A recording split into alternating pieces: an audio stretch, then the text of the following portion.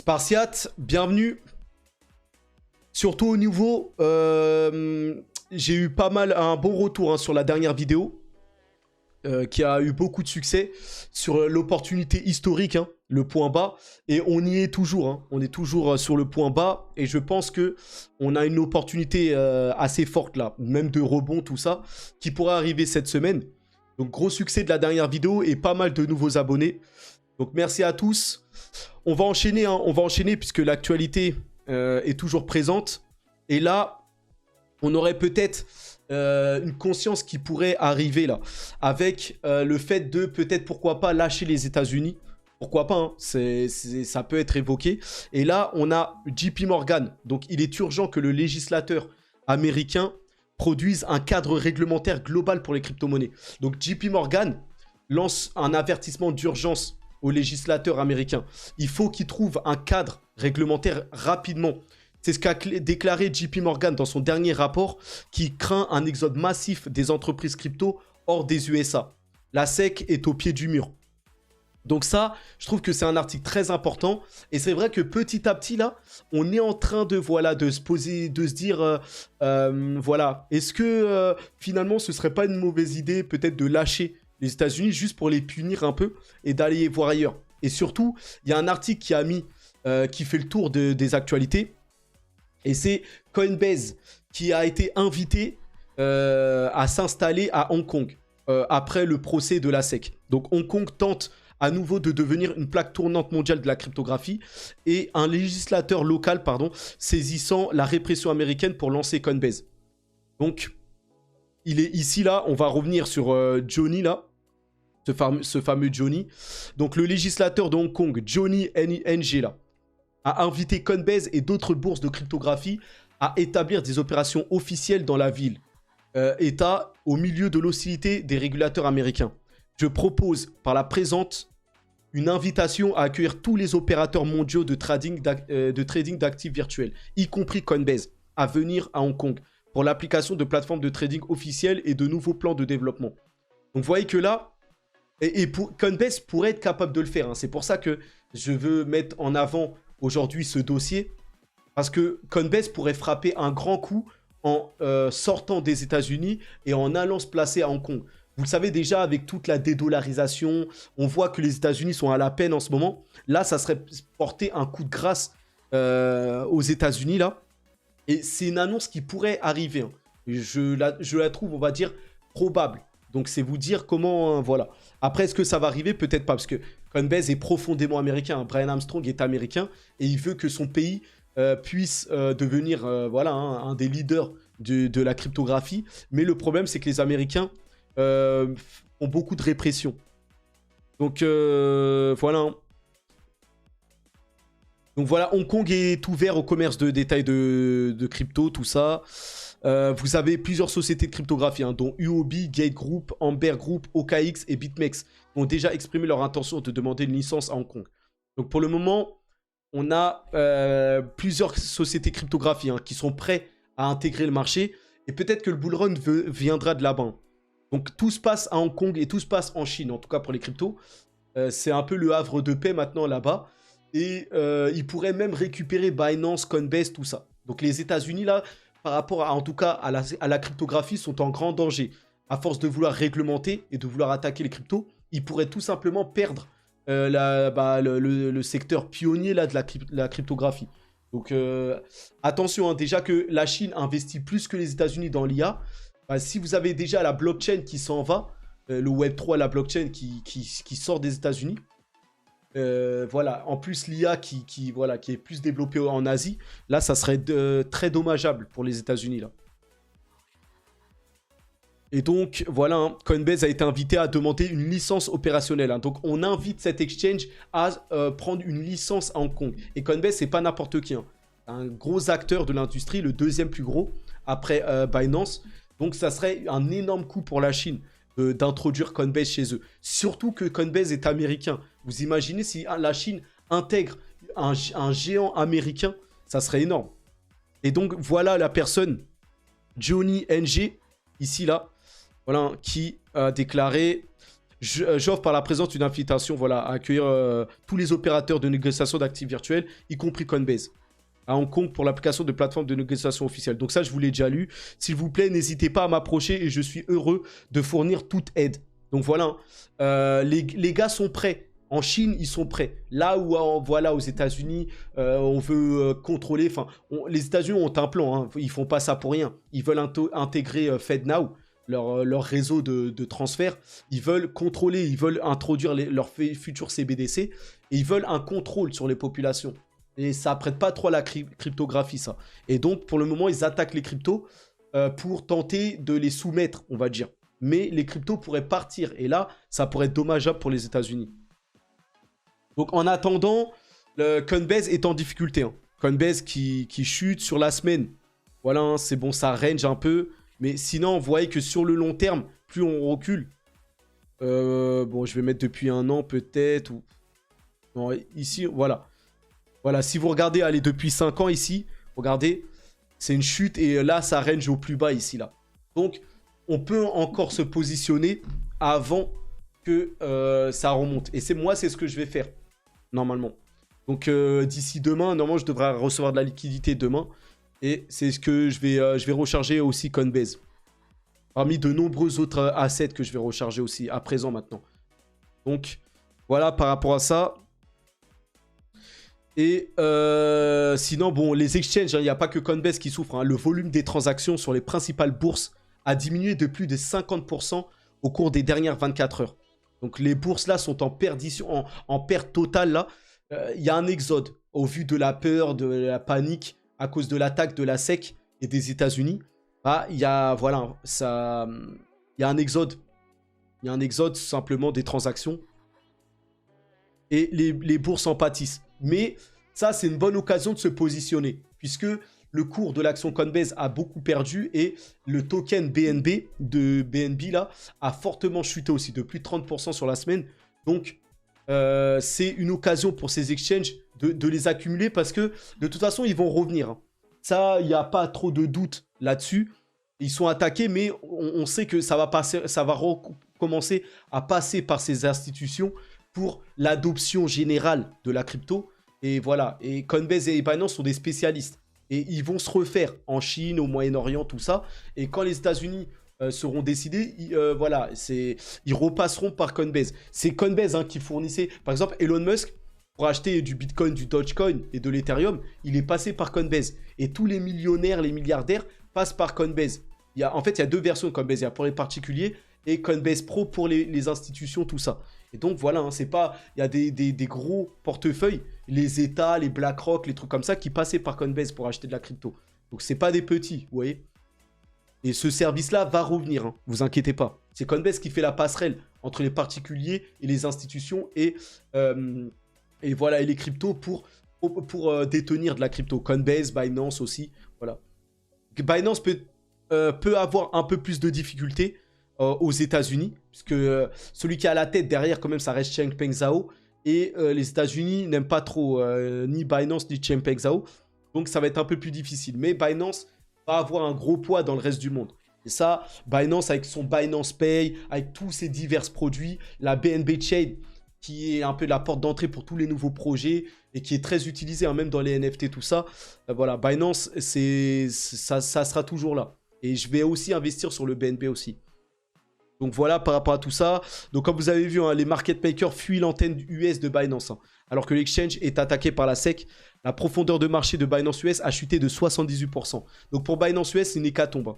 Vous avez la branche globale, Binance Global. Mais Binance a une branche spéciale américaine US. Et pour eux, c'est vraiment une hécatombe. Donc voilà, tout ça à cause de la SEC. Et là, Binance annonce échanger 750 millions d'USDT, donc le stablecoin USDT, du réseau Tron vers le réseau Ethereum, directement avec l'équipe de Tether, afin d'assurer de la liquidité des stablecoins sur toutes les chaînes.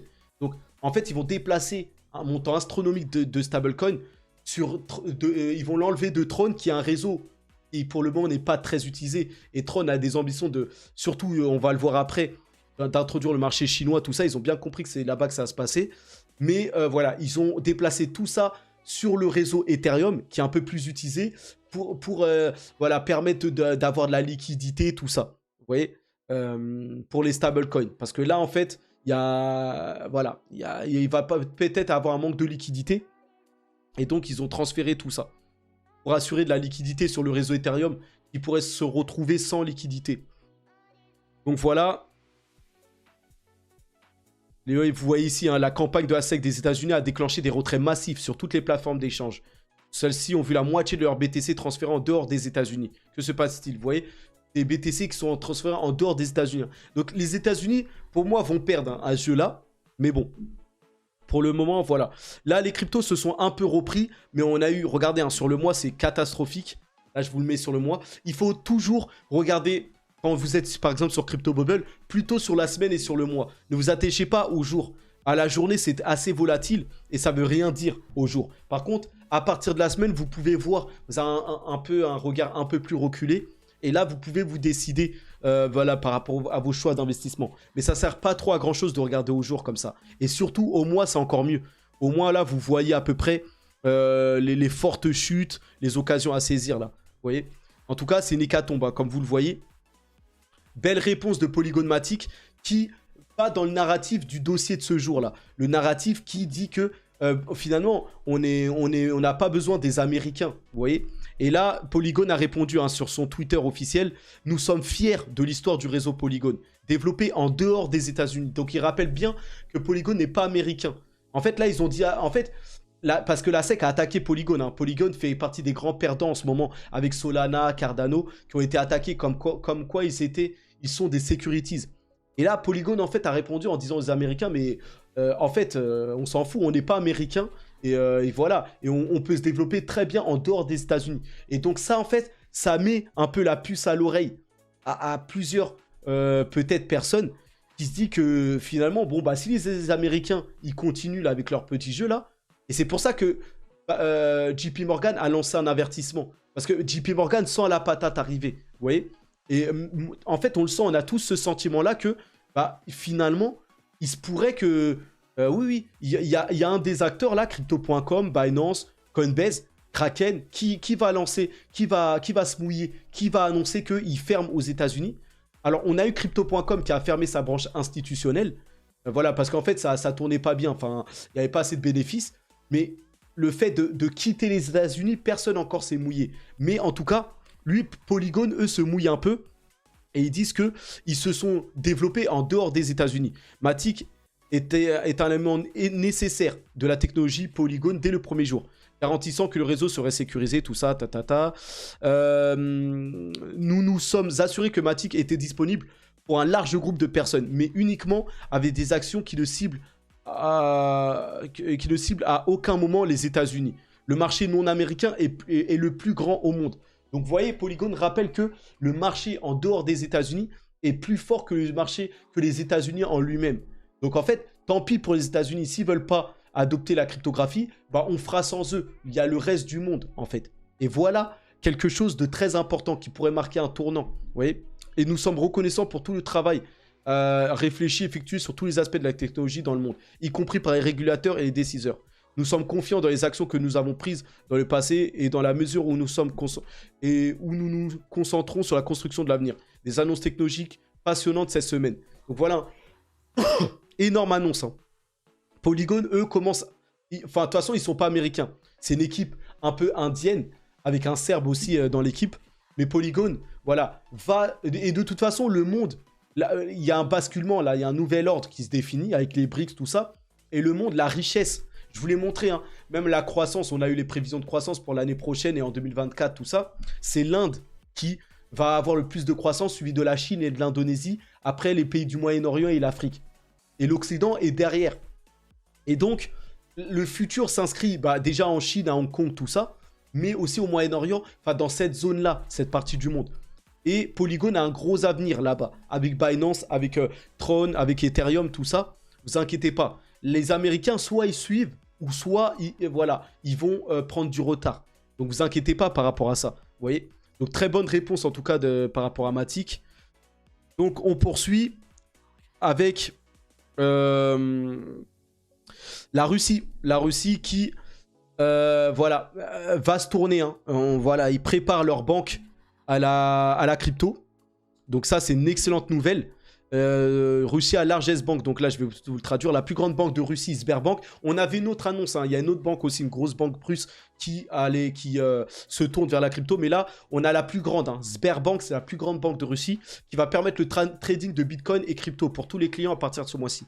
Donc vous voyez que Hong Kong, qui est le symbole en Chine là, de la technologie, et à travers Hong Kong, c'est la Chine qui s'ouvre au trading de crypto, mais on a aussi la Russie. Donc vous voyez que les pays asiatiques là, de la zone d'Asie là, commence à se tourner. Et en plus, c'est là-bas où la richesse est. Vous voyez?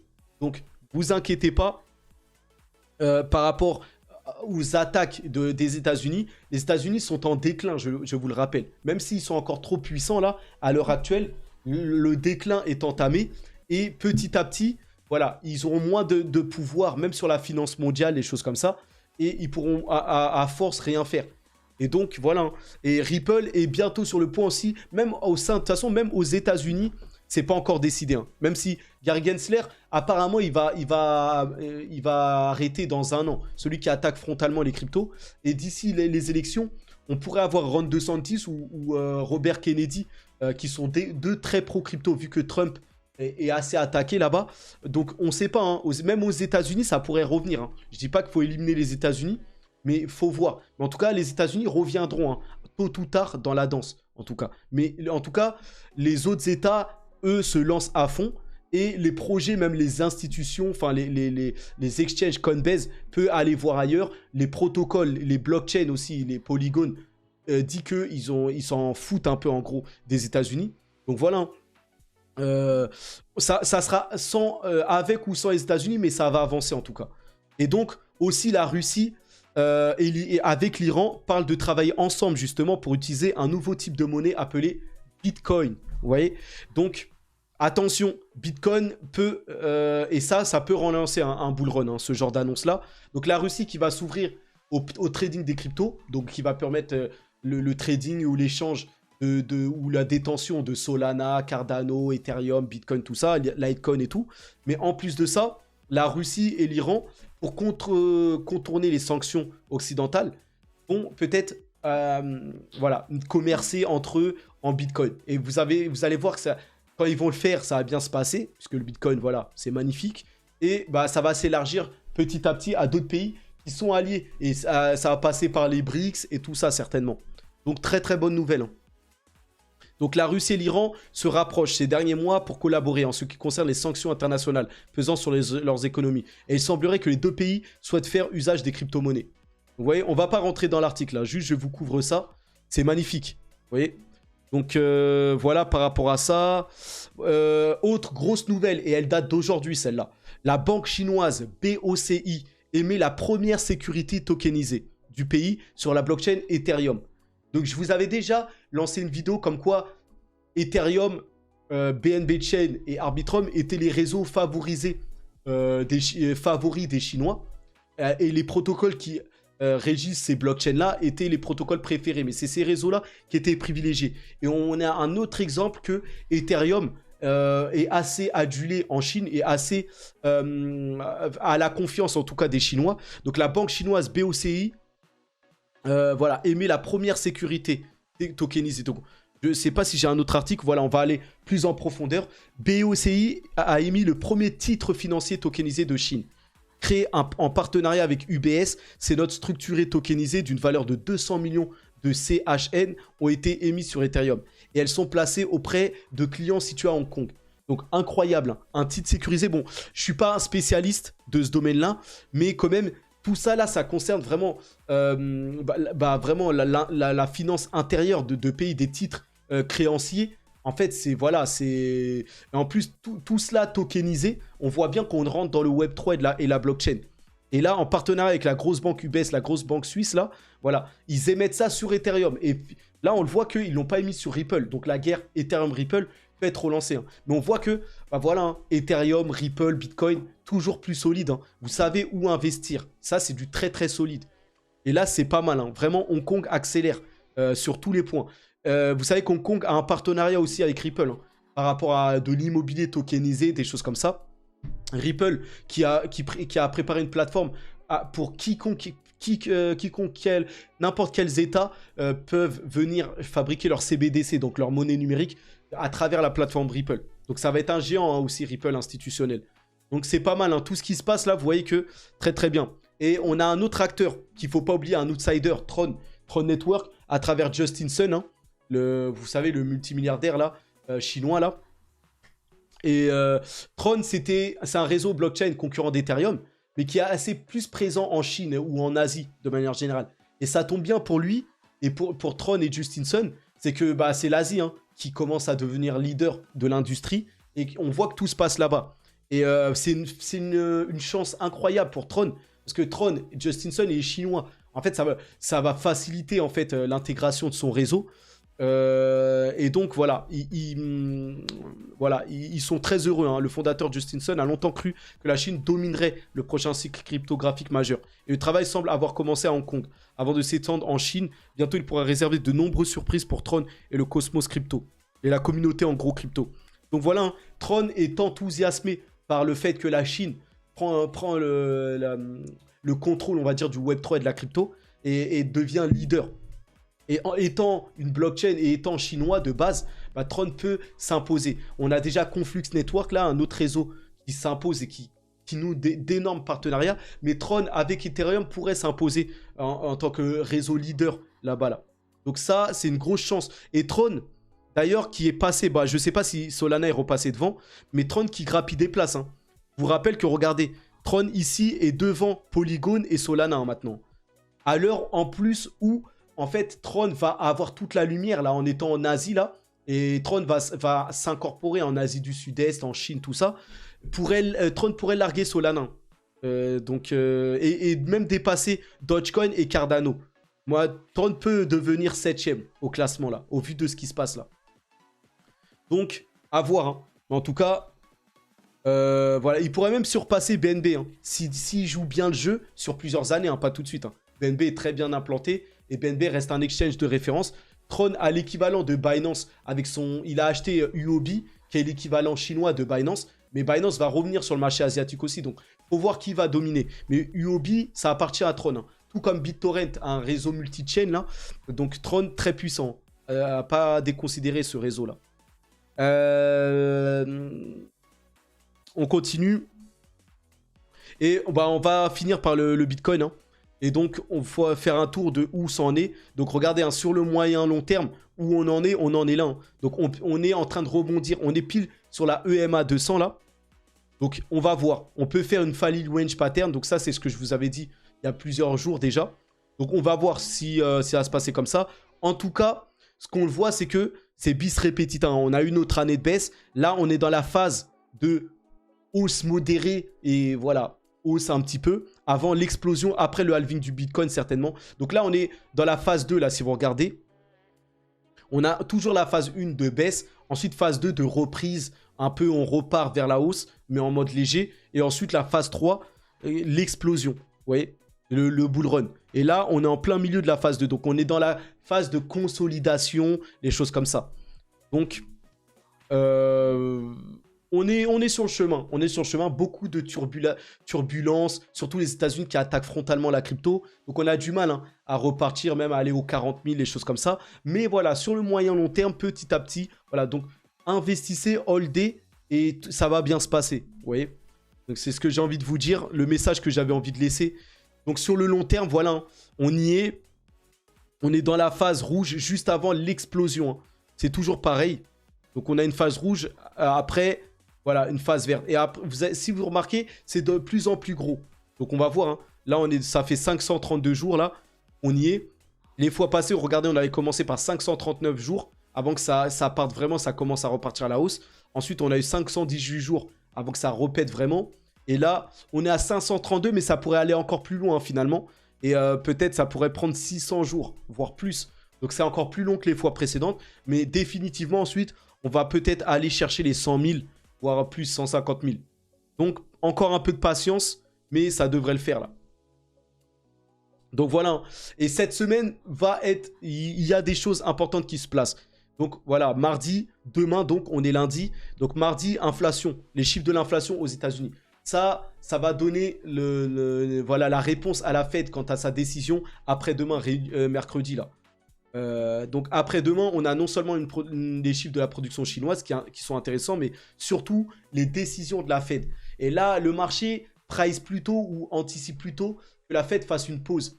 Donc les marchés sont un peu optimistes. C'est pour ça qu'on a du vert là sur les cryptos, sur les marchés boursiers là, le Nasdaq et tout ça. On est un peu dans le vert parce qu'il y a l'espoir que la Fed fasse une pause. Vous voyez ?